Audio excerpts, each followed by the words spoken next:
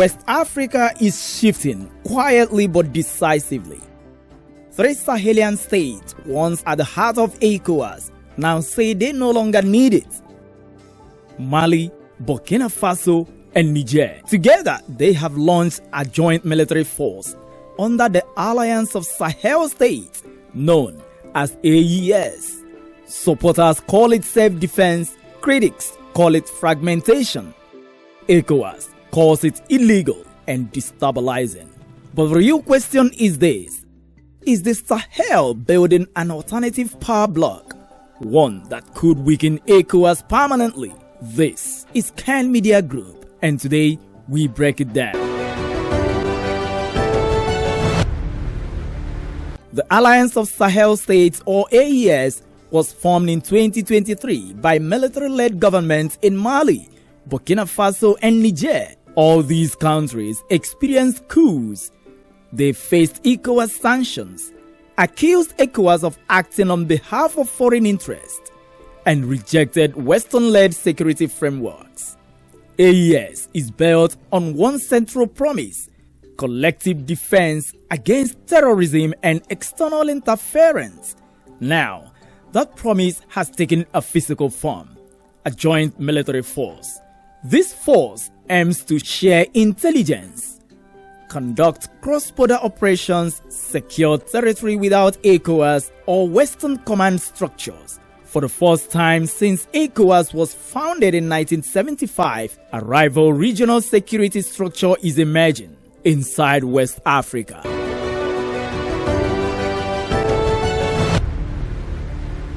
On paper, Ecowas already has a standby force.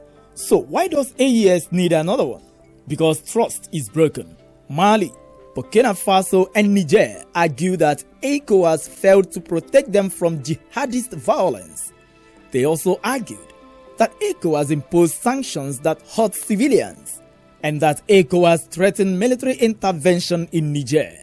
From their perspective, Ecowas stopped being a regional shield and became a political enforcer. The joint force is not just military, it is symbolic. It signals rejection of Ecowas authority, it signals rejection of Western-backed security models, and also signals a push towards sovereign, homegrown defense. That symbolism is what makes this moment dangerous or transformative.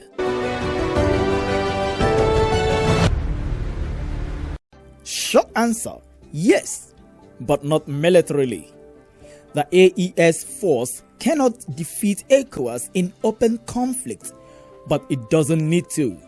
The real threat is institutional erosion. If AES succeeds, other frustrated states may follow.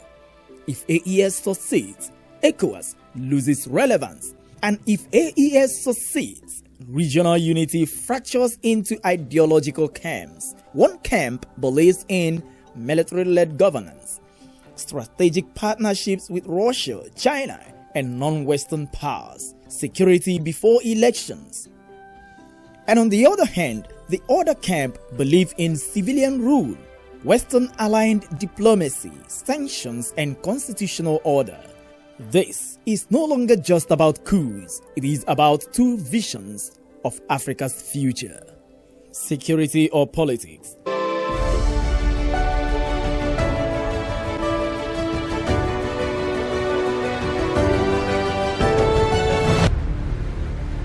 AES leaders insist that joint force is about fighting terrorism, and the threat is real.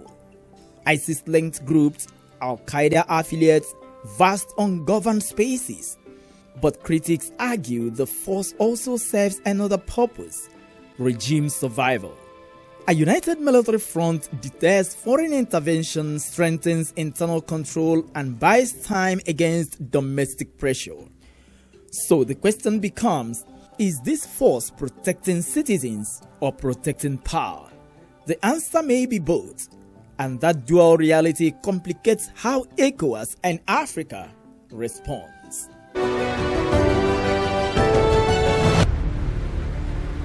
If the AES joint force holds, Ecowas may become divided between Anglophone, Francophone, and Sahel blocs. Free movement and trade could suffer. Collective diplomacy weakens. But if ECOWAS adapts by reforming sanctions policy, listening to security concerns, and reducing foreign dependency, this moment could force renewal. Africa has faced this choice before: centralized authority versus local control, unity versus sovereignty. The danger is not the AES force itself. The danger is African institutions refusing to evolve.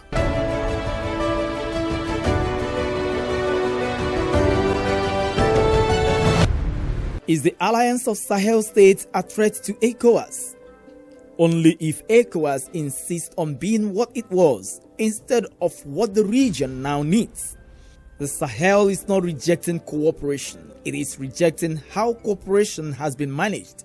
This joint force is a message. Security cannot be outsourced. Sovereignty matters. Africa's solutions must feel African. Ignore that message and ECOWAS risk becoming irrelevant. Engage it honestly, and this crisis could redefine regional unity for the better. West Africa is at a crossroads. One path leads to fragmentation. The other path leads to reform. The Alliance of Sahel States has made its move. Now the question is, will ECOWAS respond with force, fear, or foresight? This is Kann Media Group in Africa for Africa.